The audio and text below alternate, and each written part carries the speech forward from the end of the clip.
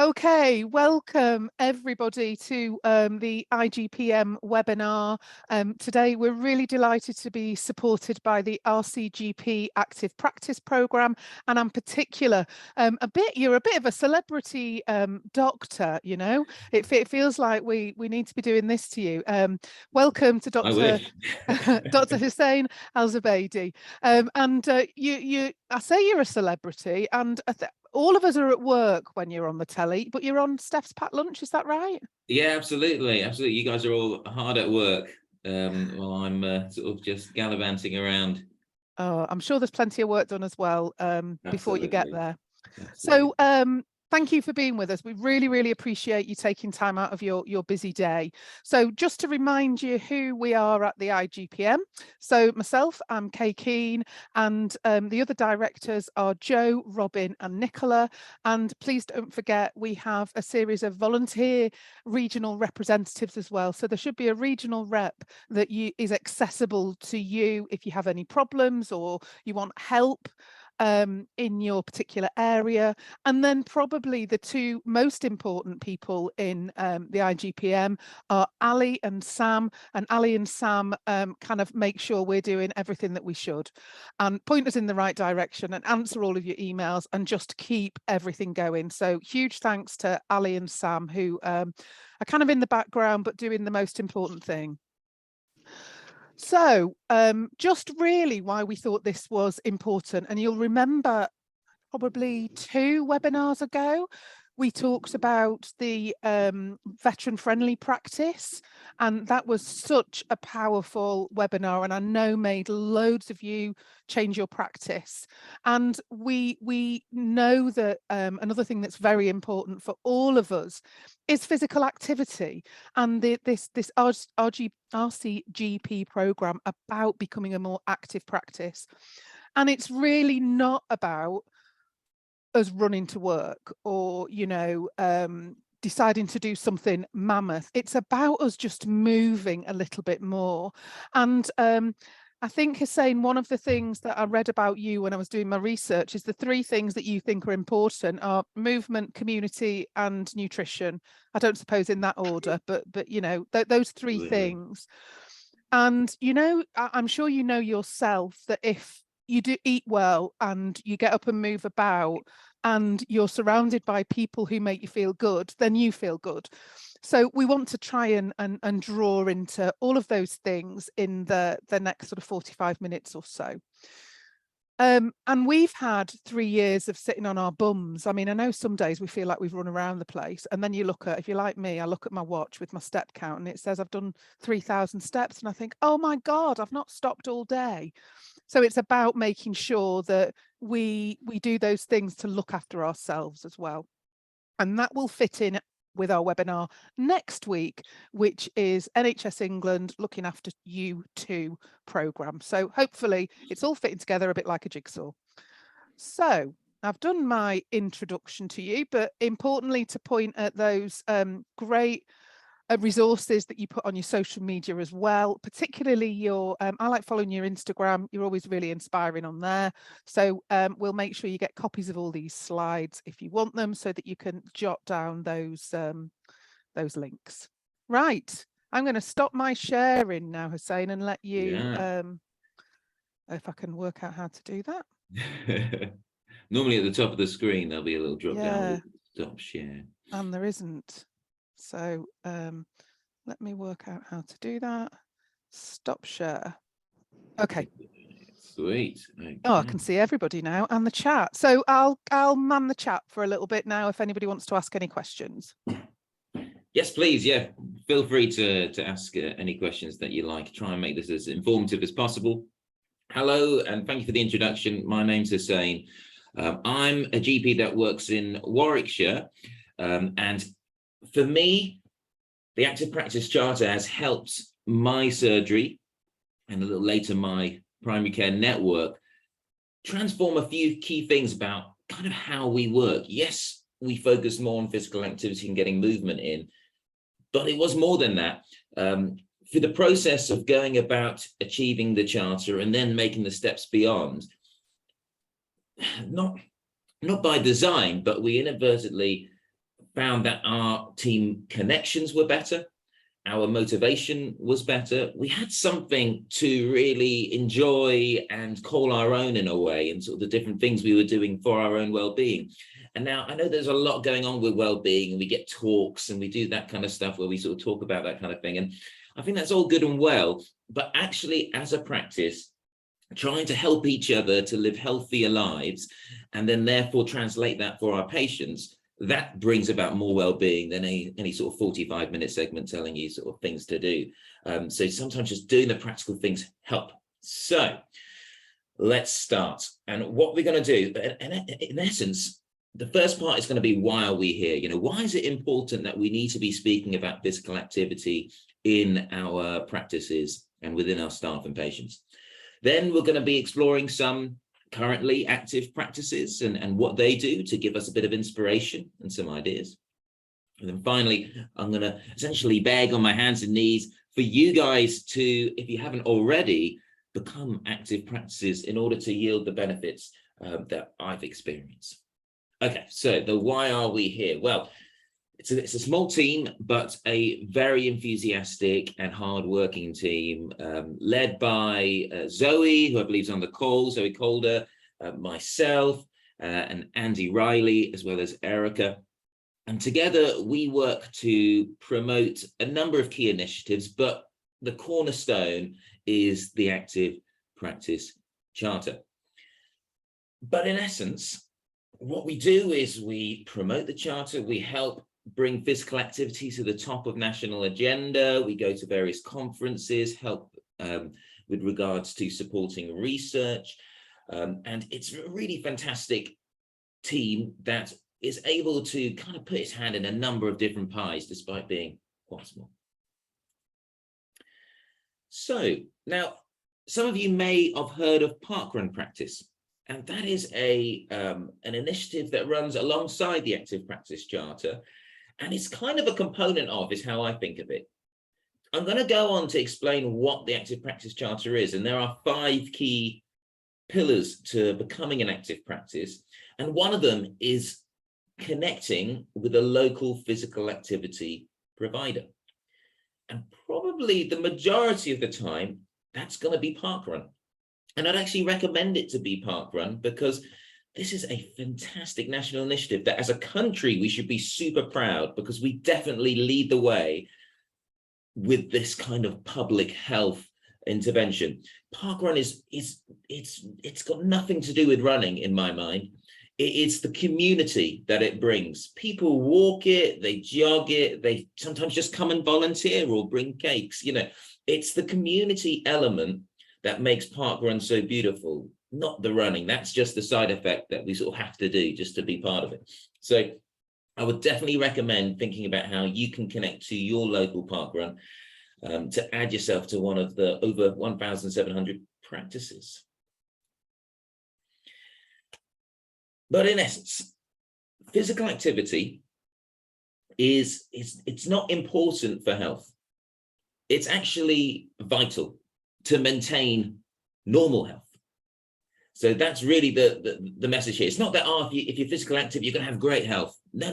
It's if you're not physically active, you will have poor health. So at the very least, you need to try to think of it as this is a necessity. And one thing I always ask the audience, and I want you guys to use the chat, and I want you to tell me, because I use this animal to help us understand why we need to be active ourselves. And now, which land animal do you think can travel the furthest without stopping? Okay, so pop it in the chat, and we're going to use an animal to try and break down and understand why we need to keep moving. So pop it in the chat, which land animals? I don't want any whales. Someone put the answer of a whale, and that's not a land animal. Okay, it may go very far, I'm sure. So pop it in the chat, and then Kay, let me know what kind of answers we're getting.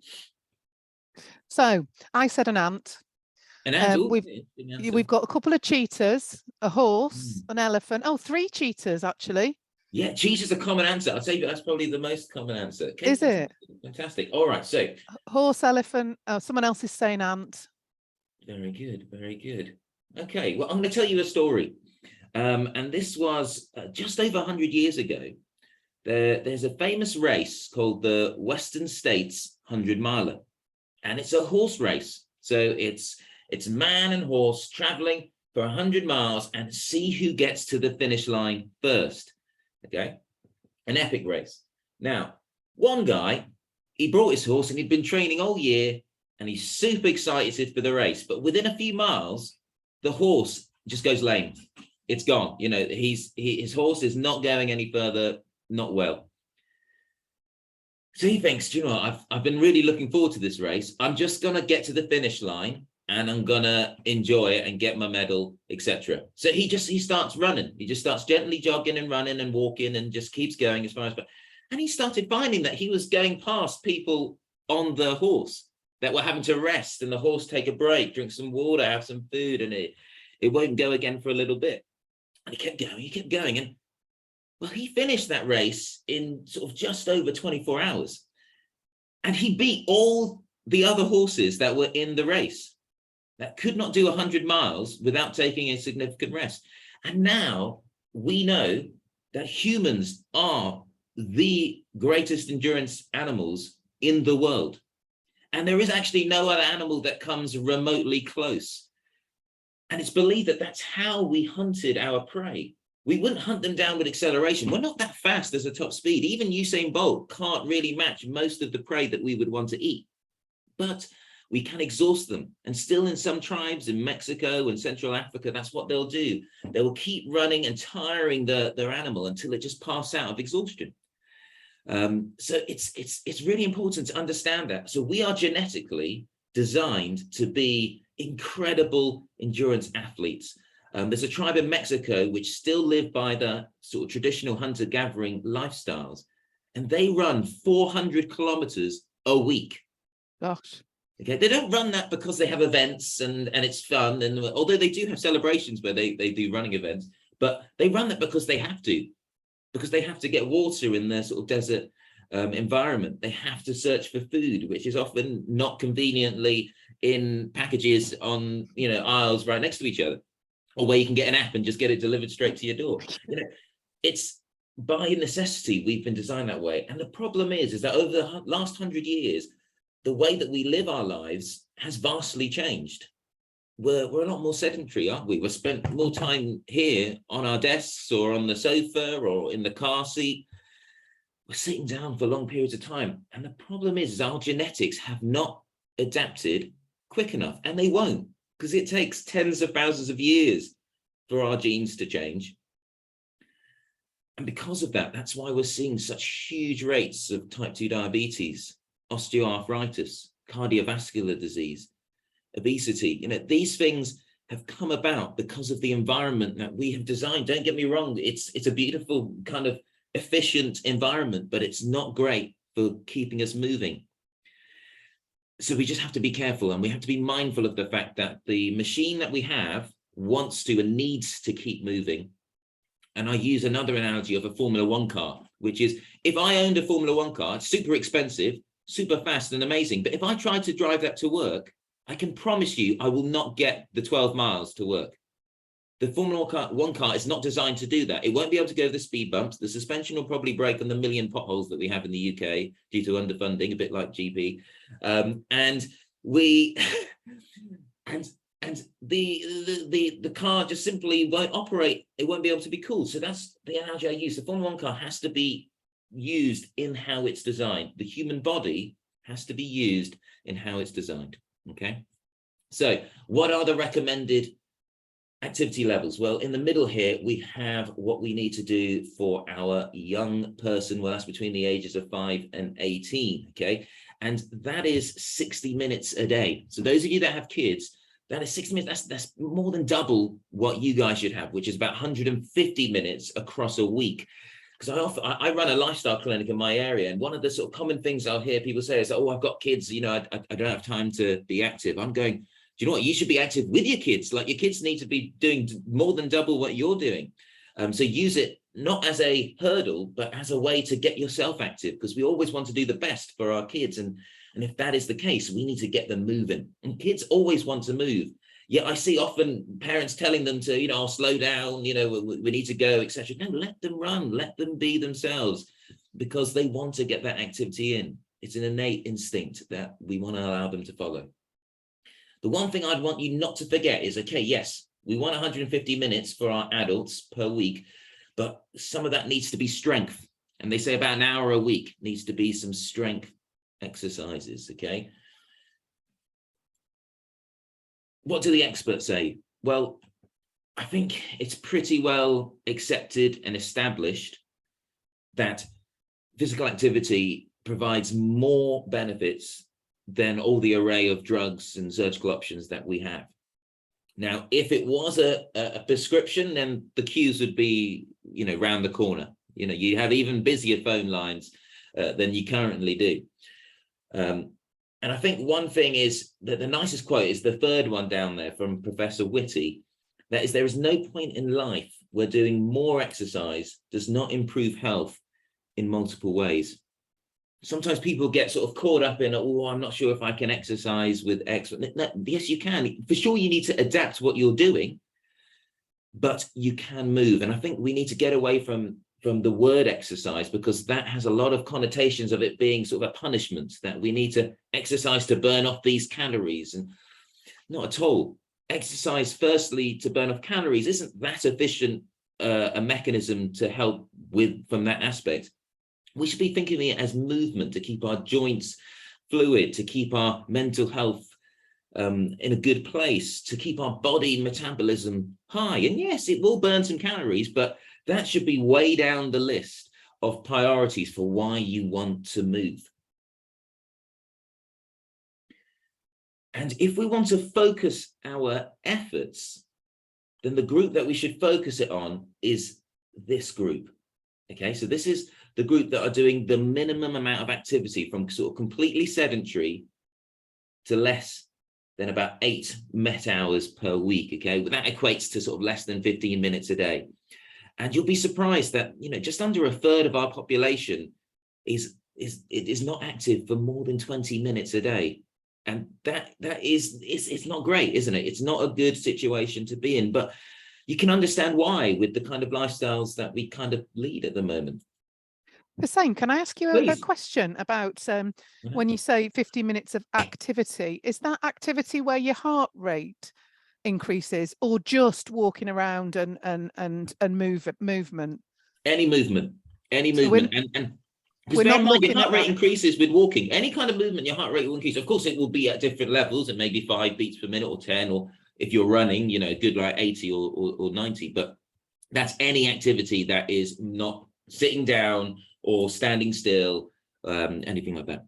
That makes it more manageable, doesn't it? That you're not thinking, because there's all, I think particularly, I don't know whether I'm being sexist when I say this, but we're kind of thinking they've got to be in this fat burning zone. You know, you've got to increase by so many beats per minute. So it's really interesting that you're not saying that. It's just about moving.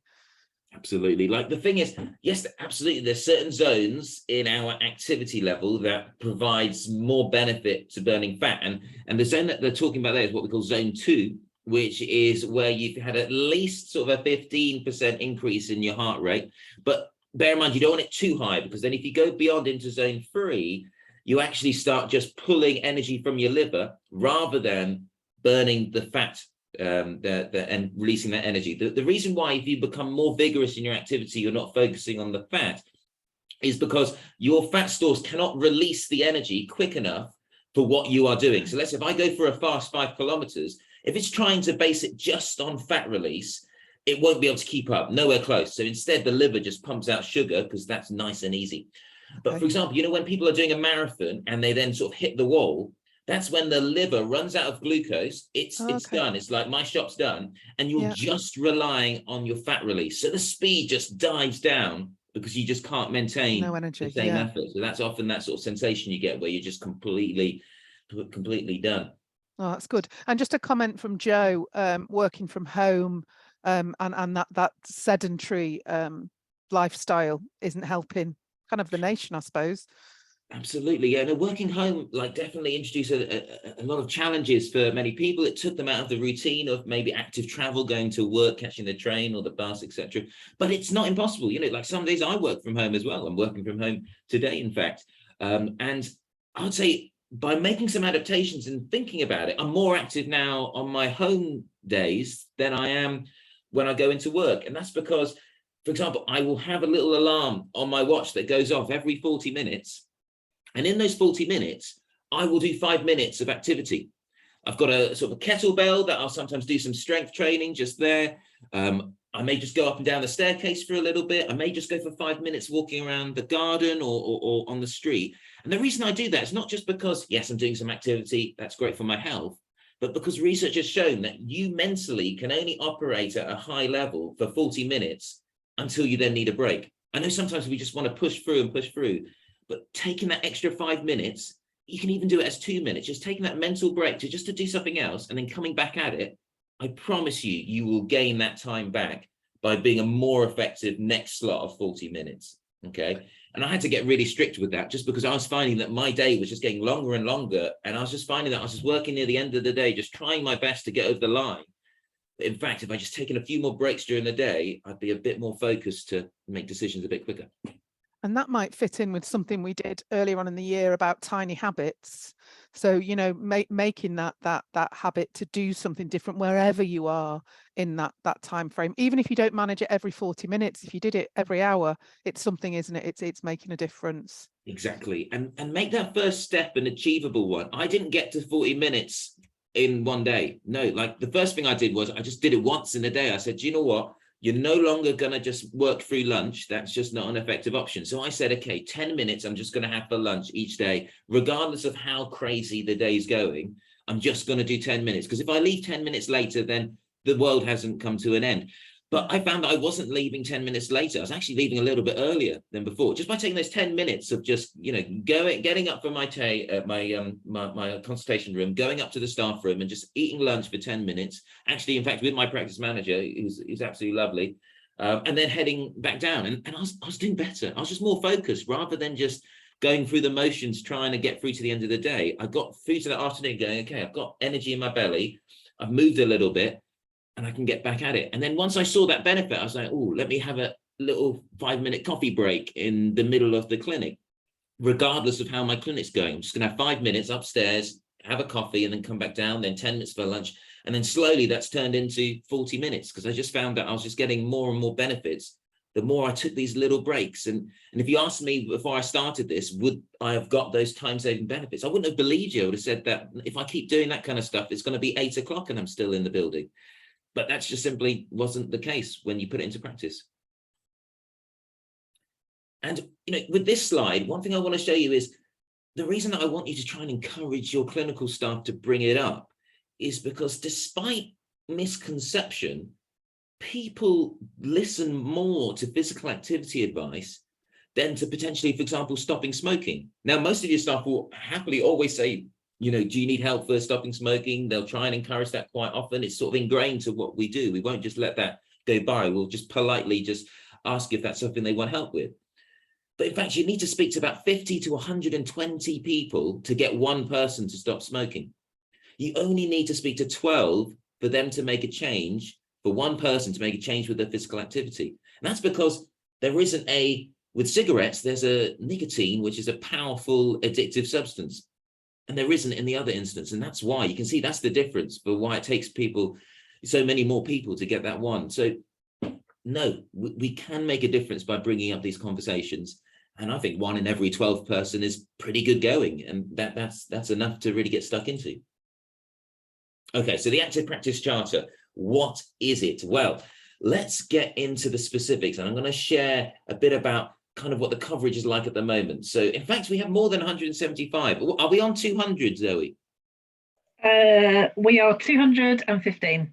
You see, in the time I've spent writing this presentation, already the ballpark's moved, and that's fantastic. And I'm hoping after this session, we'll have even more. So yes, we have over 215 active practices.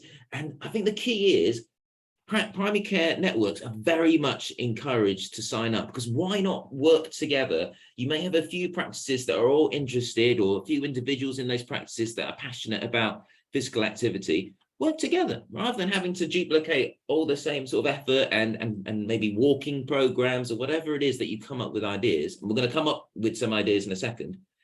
Try and do that together. Okay, so what do you need to be an active practice?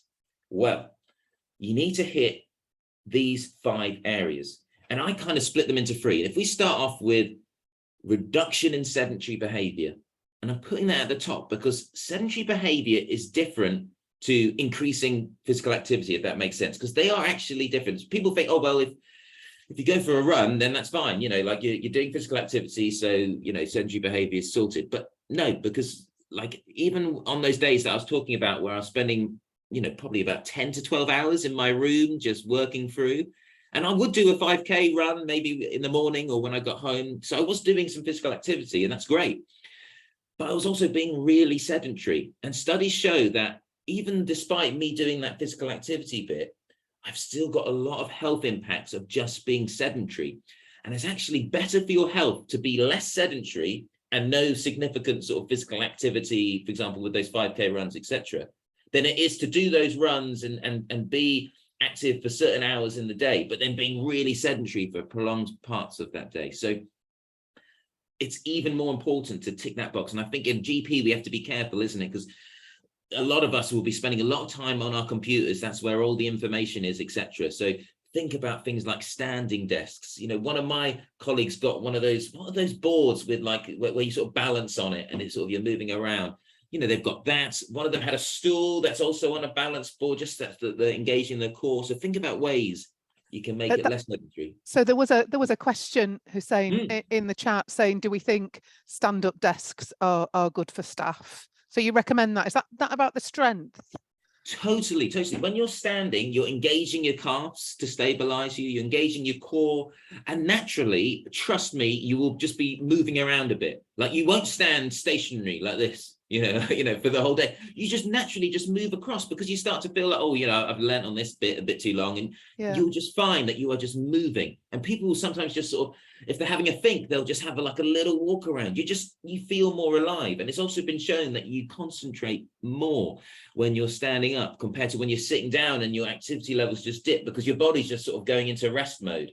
And when it goes into rest mode, it also puts the brain into a bit of rest mode as well. So you may find after like 2 hours sitting down, your brain's not as, you know, powerful as it was when you first started the work that you're doing. So that's why I get up every 40 minutes at the very least, or if I'm at a standing desk at work, then brilliant. You know, I can keep that concentration at a higher level. Have to say mine wasn't expensive, so mine's like a desktop one, and I got it in the sale earlier in the year from a large online retailer. Won't tell you which one. I think it was about 70 quid. So at the minute I've got it down, but easily just kind of put a lever and pull it up. So yeah. Absolutely. And like if you want to try and get, let's say, lots of your staff with those standing desks, and so therefore it's a more sizable amount of money, you can access grants. You know, we got a grant from our active partnerships. So the active partnerships are charities that work in the various regions of the United Kingdom. Okay, every region has one. Mine's called Think Active. So contact them, look on their website. They will have lots of grants. They will also provide you with free training for your staff and for your social prescribers, etc. And their training is really good. And they will also bring up the Active Practice Charter. One thing that they often do is, especially for primary care, they will try and encourage you to join the Active Practice Charter. And so, yeah, they gave us a grant. I think it was about £600 or £700, which was really useful. And we got, I think, 9 standing desks for various staff members that were interested and wanted to have one. So, yeah, look about how you can utilize that kind of grant if you are wanting to inject a bit of extra cash. Great. And Wendy's saying the same thing. She's got the adapter desk, and other people in the practice have followed her lead and are enjoying that different position. And also another advantage is if you do standing consultations with patients, they leave earlier. So that's what I found. You know, it's just because I think both parties are just being a bit more focused. Because when you're standing up and talking, you kind of want to get to the point at the end. But if you're sitting down, you put your coat at the back, you know, you're sort of there. Sometimes it can take a while for them to sort of think about getting up again from the chair because it's so comfortable. So I found that they're a lot more sort of focused and forward moving in the consultation. Okay, so that's sedentary behavior. And I'd say that's the one that I would really try and focus your efforts on, because you get easy wins for your health if you try to eradicate that one. All right, so now we move on to physical activity, which is beautiful. And the reason I encourage physical activity more than from the health perspective physically is the mental health perspective, because this is where you don't get endorphin release by not being sedentary, but you do from being active. And we've all heard the runner's high, but you know that you get from any activity level where you bring your heart rate up. Okay, that could be dancing on the spot. That could be going for a walk. You know, it could be doing the stairs or doing a YouTube video exercise. It can be anything, whatever movement, as long as you're moving your body, you're going to be getting benefits from it. Okay, and that final one is the one I brought up earlier, partnering with a local physical activity provider, and I would recommend Parkrun in particular, but there are loads. So if you do know one and you have, for example, maybe a patient that runs a local yoga class, that's one that we've recently connected with, and she provides free sessions for those with long-term health conditions, which has been fantastic, and she's managed to get funding through our local council to provide that. So we've been talking a lot about movement. Now we're actually going to be doing a bit of movement, okay? So what I want is 30 seconds of standing up and sitting down on your chair. Now, if you are at a standing desk, you're going to be doing squats, okay? So you're just going to be squatting up and down. So that's because you're obviously up to a higher level, so you have to do a higher level of workout, all right? So let's do it. So 30 seconds. Oh, actually, no, wait, let me restart the timer. Dear God. Okay, 30 seconds. Here we go. So, you just want to get sort of low enough that you're sitting on your chair and then back up. Get as many as you can. This is fantastic because as well as it doing a little bit of cardio, which is great, you're also doing strength here because you're using your body weight, and your quads are probably going to start burning as you're getting near the end. Just a couple more seconds to go. Excellent. There we go. See, that wasn't too painful, and it didn't take too long. That was just 30 seconds. You know, if you did that every 40 minutes to just start your sort of 5 minute of headspace, perfect. You know, before the end of the day, you would have done a fair chunk. Okay. Tracy, I had the same problem. My chair's on wheels as well, and it kept disappearing. So I might need a bit of string around the back of my chair. Brilliant. Okay, so why else? Now, we've been talking about the health benefits, haven't we? Both physical and mental health benefits. But I think something that you guys are probably really good at, because you are kind of the center of every practice, and you probably know everyone's difficulties and secrets and, you know, challenges. The community and the connection that you get by going on a journey to become an active practice is the bit that I think is the most important. For us at Clarendon Lodge, it just changed things, you know, from being a focus of constantly having to try and, you know, meet demands and you know, hit X target, etc. We now had something that we could control ourselves. You know, we could enjoy it ourselves, go on activities and walks together.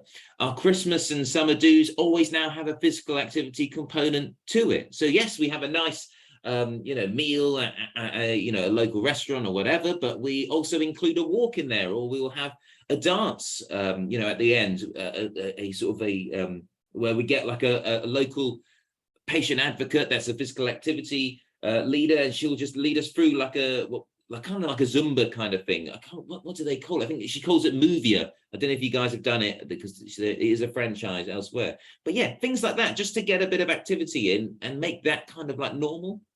And so what I want to show you is eventually a little video of what this can mean once you put it into practice. So I hope you enjoy. Looking back on the last few years, the fitness club has been on a fantastic journey. It all started with very humble beginnings.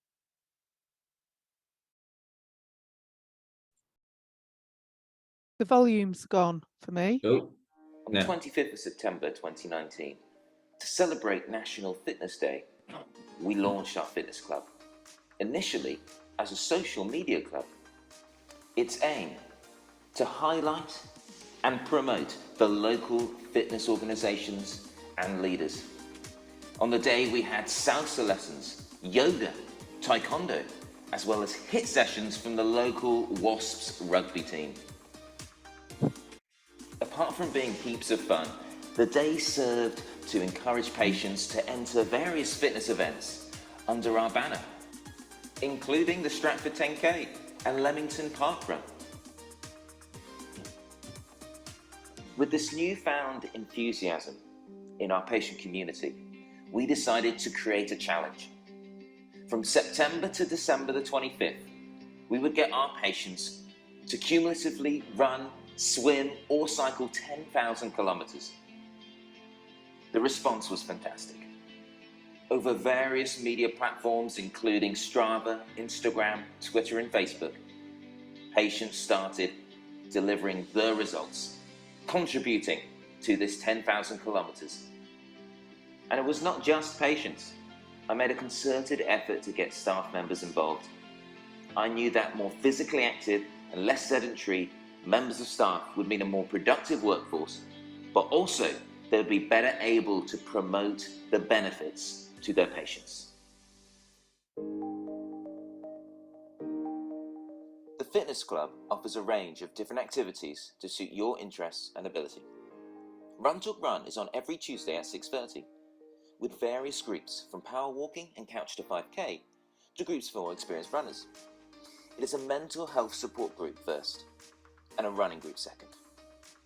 Knew that, before we may have been doing the isolation, particularly as you mentioned with the pandemic, and now this has almost been a lifeline for some. We know our walking groups, many of them are regulars, aren't they? They regularly turn up because for them it's their weekly thing. Fitness Club leader Nick Hurrell offers free tasters for Nordic walking, a great way to stay fit while taking in nature. Can you do a handstand? I know I can't. But with Mark Tran, you can increase your flexibility and strength. Why not give martial yoga a go? Nina Mortas, a local personal trainer, has very kindly created a chair-based exercise video for us. This is accessible through the website and is great for those that may not have the confidence on their feet or have to spend a lot of time indoors. 9 o'clock on a beautiful, crisp Saturday morning in Leamington, and Newbold Common is hosting parkrun number 449. They're all ages, all abilities, and all smiles. Everyone has their own motivation to take part. Clarendon Lodge Medical Practice in Leamington is one of the first to get involved. They've already referred around 50 patients to parkrun and occasionally bump into them on a Saturday morning. You said, "Oh, I'm doing it because you suggested it to me a year ago," and that was so rewarding. Through our collaborative work with Think Active, we put on free taster sessions at Newbold Leisure Centre for our patients.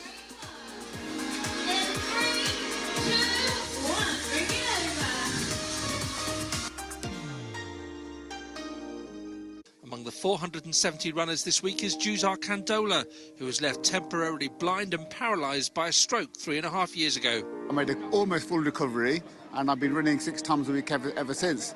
So I've had a pacemaker put in to correct the reasons why I had a stroke.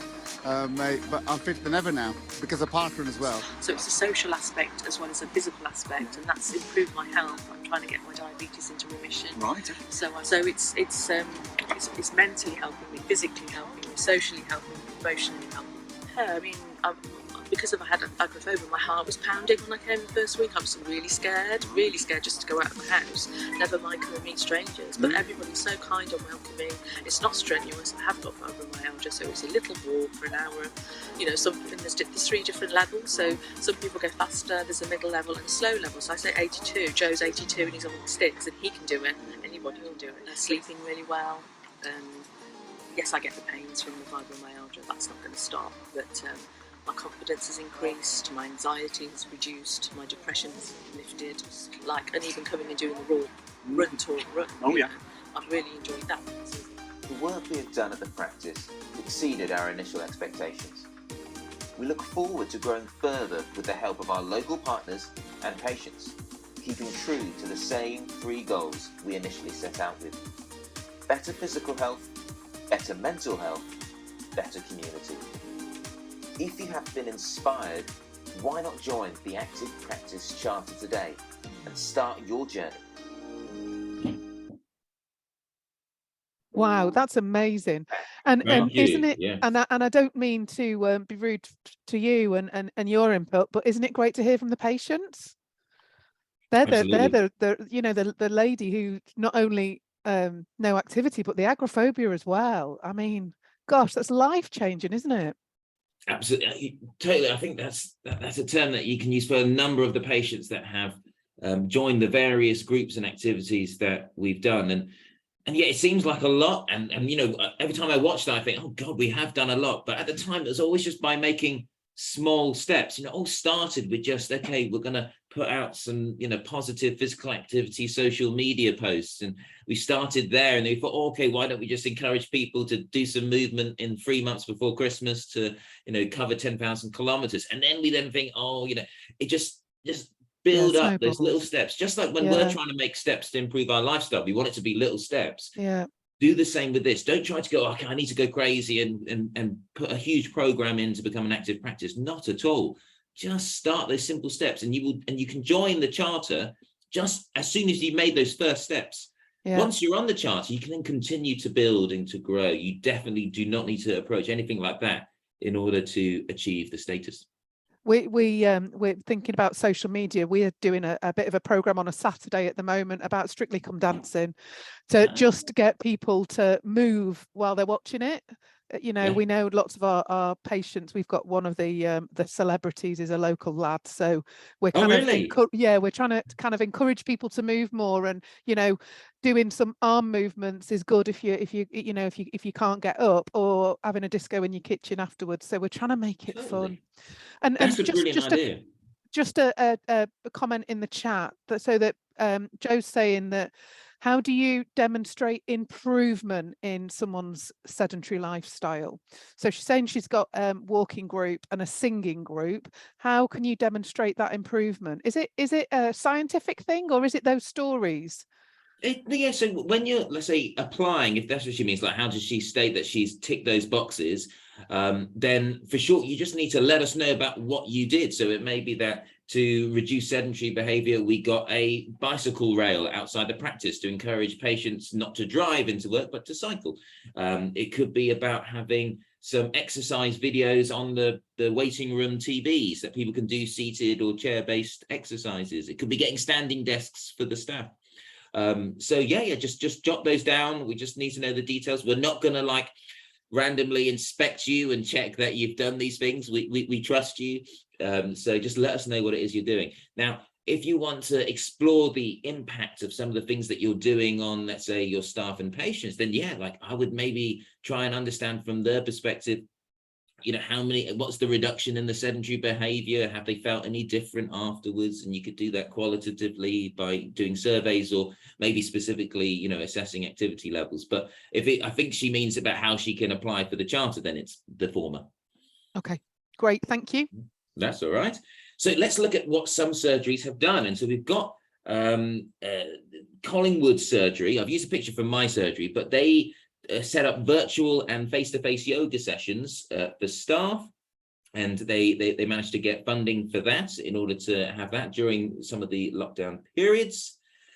We've got the Overwire Medical Centre, who completed a Route 66, a virtual Route 66, where they covered 2,000 miles, and the staff were walking, running, swimming, cycling, and so they would each post the miles. They had a big board in the staff room where you would just sort of add on your miles. You just write them down as they slowly got to the total of 3,000 miles. We have St. George's Health Centre, and they set up a WhatsApp group where people were encouraged to post any of the activities that they had done with little photos as a way to motivate each other. Some practices may want to form a Strava club. That's something that I did at my practice, where we have a Clarendon Lodge medical practice Strava club, and then you can very easily see all the activities that each of you are doing and motivate each other. And you can have friendly competitions if you wanted to, form maybe 2 groups within the practice, the red and the blue team or whatever, and see who gets out on top. GPs are very competitive, as I'm sure you've all found out in your time, so utilize that to get them moving. Now, This is Run, Talk, Run, and that's something that my surgery and a number of other surgeries now are developing. So that's a mental health support group using physical activity.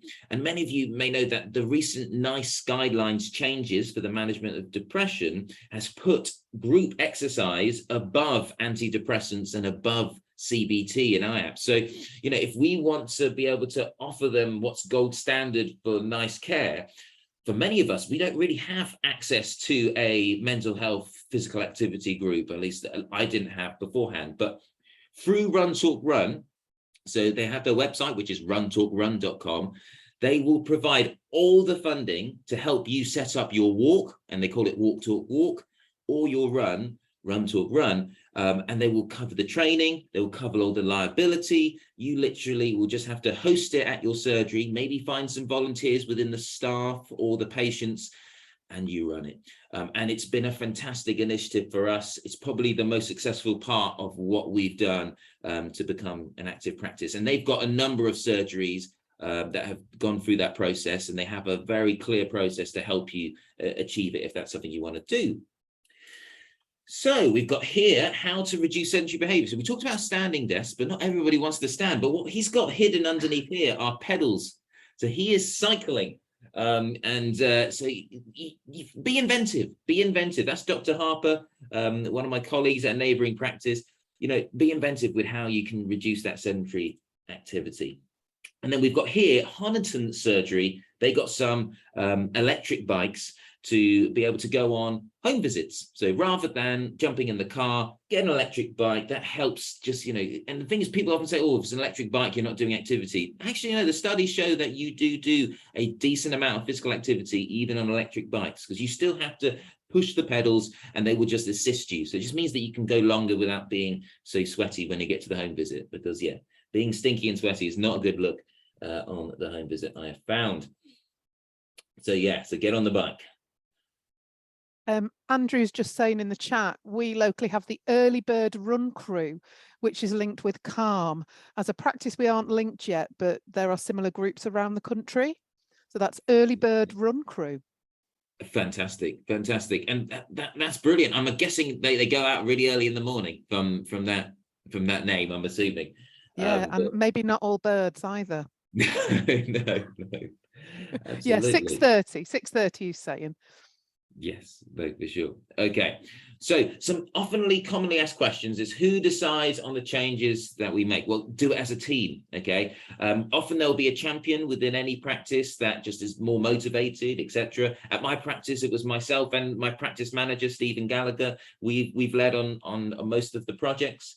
Do we ever reject applications? Very rarely, and it's mainly when nothing really significant has been submitted or bits are left blank. You know, you don't have to do mammoth things. We just want a small thing in each section. It can literally just be one line, and you apply through the Physical Activity Hub website. If you just Google RCGP Physical Activity Hub, you'll go to our Physical Activity Hub, lots of useful resources, lots of useful videos, and you just get an online form with 5 boxes where you just put in a detail into each one, and that's it. You're part of the community. And when you're part of that community, we will then communicate with you regularly with newsletters. There'll be conferences, webinars, etc. Just more ideas to support you. If we ever have ideas of where you can get funding, etc., we'll pop all that in.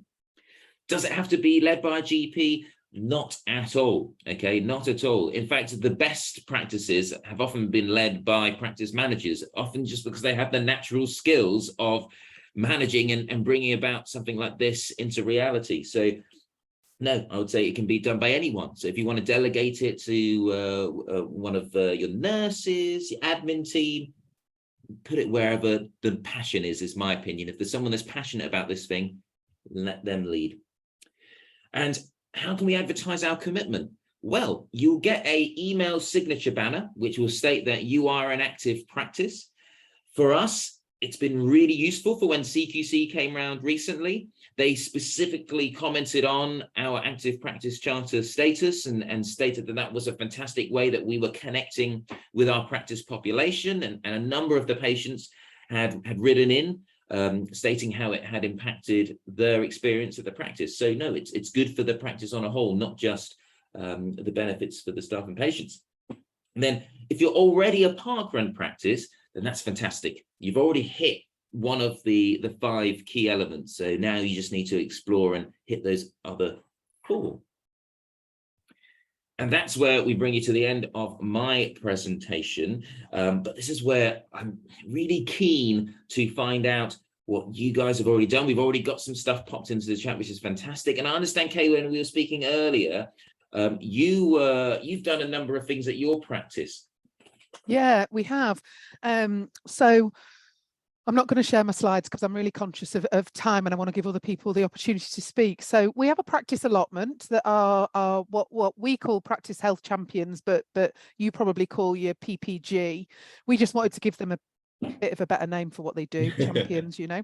So they have an allotment that people can go to, and you know what, they don't have to do the digging, they don't have to do the weeding, they can just be there. So that community part of it, but generally they don't just sit around, they do something. And we've got a dartboard in there, so even the ones that don't do anything, they're outdoors and they're playing darts, and I know, you know, they tell us that their arms ache afterwards. So that probably tells you how little activity they do the rest of the time. We do our weekly health walks, and actually we linked up with our local council who helped us to train some walk leaders. Now I think that's now moved to what do you call it, the Ramblers. So I think the Ramblers Association will come and train you to have a walk leader, because you need to think about things like what if someone falls over, that kind of stuff, and getting people to sign a register, but all really easy stuff, unless you make it quite informal and it's just a group of friends coming for a walk together. So I think you just need to decide as a practice how risk averse you are. Yeah, but I would definitely go down the route of, with the Ramblers Association, they now call them well-being walks. We've done exactly the same thing. Oh, the training's simple, the process is simple, and then it's just peace of mind. Liability's covered. You don't need to worry no matter what happens.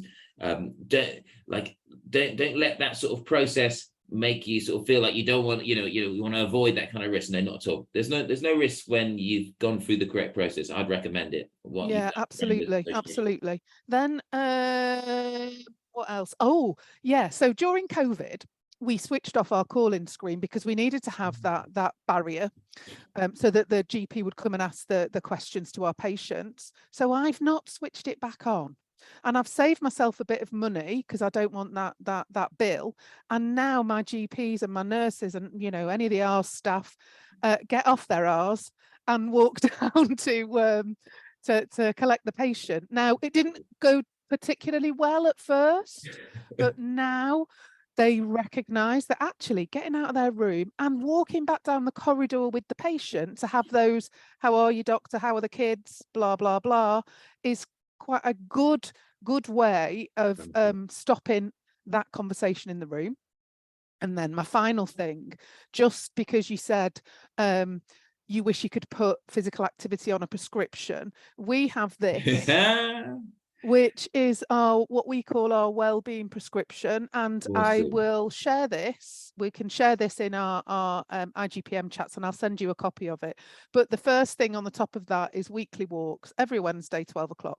And what that does is, because we all know, Hussain, GPs are gods. If the god says go for a walk on a Wednesday and hands you a bit of paper, then you might go. So yeah, that works really well for us, and brilliant. This was designed by our champions as well. So I can see loads of people putting things in the chat. So Claire's shared a YouTube video. Claire, do you mind putting your microphone on and telling us what's in that video? Yeah, I've actually put on 2 videos. We had Active Calderdale in Halifax in West Yorkshire, and Active Calderdale did some work with us looking at our practice champions, and we started a Couch to 5K group, and we then went on to do a parkrun takeover. So those are the 2 YouTube videos of the bits of things that we did, but it was all before COVID. So you've inspired me now. I need to get back to it. I mean, I'm an active runner, love parkruns, and I need to pass that on to absolutely the staff and to patients. Our walking group did start up and has started up since COVID, but we just need to get everything else back up and running again. I've lost focus a little bit. Oh, but the thing is, you've done it before, and so you know exactly what you need to do, and that passion from your own personal lifestyle, absolutely, you need others to just get infected by it. Yeah, can I just say Park Run have launched Park Walk as well? Yes, I heard that. Yes, because Park Run sounds scary. I know you said at the beginning, Hussain, that it's not. It's you know, it's laid back. People go and take cakes, all that stuff. But it sounds frightening to somebody, particularly as our local park is quite hilly. So they're like, I might be able to run, but not up that great big hill. So the walk element is good. Yeah, so I often, when I'm sort of introducing it to people that don't know about, I always just say Park Walk, you know, like that's my entry point. I won't mention the Park Run bit, because as you say, yes, it just makes it different in their mind. Right. I wanted us to finish at 15:15, but you have absolutely inspired all of us, I think. I can say that looking at all the comments, I think you've been incredible. So I'm not going to say anything else other than thank you. And you're on socials, and I guess we can message. Can we message you? Oh, yeah, totally. Yeah, please do. Yeah. On Twitter or Instagram. Yeah, no, please do. Okay, that is amazing. And we will make sure that this video is shared on our YouTube, and we'll put some of those links in our closed Facebook group. So if you've not had your email about that, just email us at info@the IGPM, and we'll be able to direct you to that. I hope so. How many people are left on this call? I think it was 19. I hope you get, well, I'm already registered, so perhaps we'll get 15 more after today, eh? Absolutely, please do. And please contact myself if you ever want to sort of showcase and share what you've done, because I'd love to celebrate what practice is doing up and down the country, because people don't know the amazing things that are happening in primary care. All they hear is what's coming through the news. We have to sort of give a different narrative. So please, like Claire, if you're happy, I'd love to share some of your videos with some of my colleagues and some of my audience, and anyone else that does amazing stuff here. Please send it in. I'd love to share it. Thank you so much. And thanks everyone for spending time with us. Zoe, you've been great at answering questions and sharing links as well. We'll make sure all of those links go out with the recording. Please all now, whatever is coming up next, do it standing up, or you've got 1 minute to go and do some sit-ups or something. Squats, that's it, Hussain, do some squats. All right, lovely people, take care of yourselves. Take care. Have a good rest of your day. Thanks, bye-bye.